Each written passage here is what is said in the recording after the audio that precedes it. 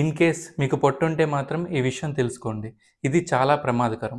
ఎందుకంటే దీన్ని visceral fat అంటాం. అంటే ఇందులో కొవ్వు కణాలు చర్మం కింద కాకుండా మీ పొట్ట లోపల మీ వైటల్ ఆర్గన్స్ చుట్టూ పేరుకుపోయి ఉంటుంది. అండ్ ఇది ఇలా పేరుకుపోయి మీ బాడీ మెటబాలిజంని డిస్టర్బ్ చేస్తుంది.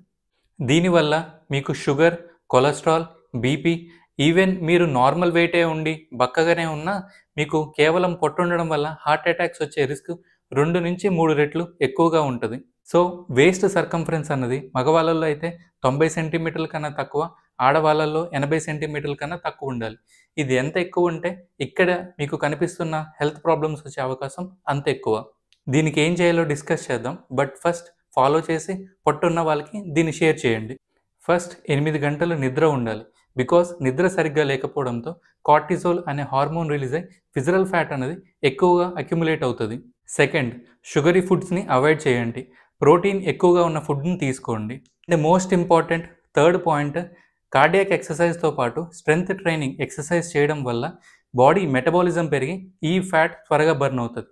దాని డీటెయిల్స్ కామెంట్ బాక్స్లో ఇచ్చాను, చెక్ చేయండి.